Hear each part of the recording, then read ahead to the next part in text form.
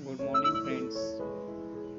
आज आपण बघत आहोत ग्रुप बी कंबाईन मेन्स 2023चा मराठी आणि इंग्लिशचा झालेला पेपर. हा पेपर 5 नोव्हेंबर 2023 रोजी संपन्न झाला. तर चला बघूया. आपला पहिला प्रश्न आहे, खाली दिलेल्या शब्दांतील देशी शब्द ओळखा. बघा मित्रांनो, भाकरी, गाजर, बटाटा आणि बाजरी. तर आपणा सर्वांना माहीत आहे की बाजरी हा देशी शब्द आहे, म्हणून याचं उत्तर आहे ऑप्शन 4 ड बरोबर. खालीलपैकी कोणत्या शब्दांना संस्कृत उपसर्ग लागलेले आहेत? संस्कृत उपसर्ग लागलेले आहेत म्हणजे बघा, अजान, अवघड, पंतू, लाचार, बिनतोड, नाराज, भरधाव, गैरहजर, गैरसमज. यात आपण जर बघत असाल तर हे संस्कृत उपसर्ग नाही आहेत. तर आधार, तम, निग्रह हे संस्कृत उपसर्ग आहे. खालीलपैकी अभ्यस्त शब्द कोणता? अभ्यस्त शब्द म्हणजे त्याचे पण उपप्रकार आहेत.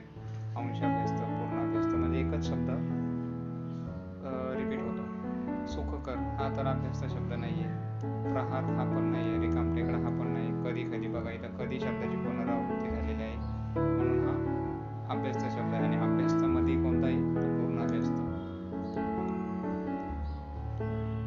क्वेश्चन 4, योग्य जोड्या लावा.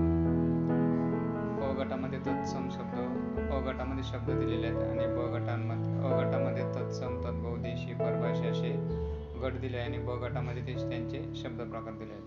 तर बघा, अतत्सम शब्द, तत्सम जर म्हटलं तर संस्कृत शब्द जे जसेच्या तसे मराठीत आले त्यांना आपण तत्सम शब्द म्हणतो. पुष्प, कन्या, नदी म्हणजे हे तत्सम. एला 3 कुठं आहे तर ऑप्शन नंबर 2 आणि ऑप्शन नंबर 4 मध्ये आहेत. बघा, तद्भव शब्द म्हणजे ज्यांच्यामध्ये बदल झाले आहेत. आता तद्भव शब्द म्हटलं तर भाऊ, पान आणि ओठ. भ्राताचा भाऊ झाला, पर्णाचं पान झालं, ओष्टेचं ओठ झालं. म्हणजे बीचं 4 आणि एचं 3. बीचं 4 इथं आहे, एचं 3 इथं आहे, म्हणजे ऑप्शन नंबर 2 बरोबर.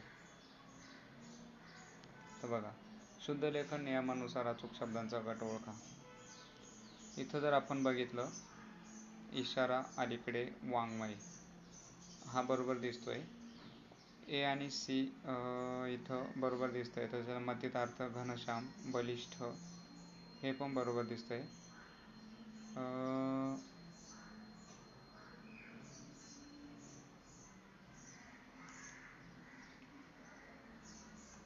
सर्व मुले मोठ्याने बोलत होती या वाक्यातील क्रियाविशेषणाचा प्रकार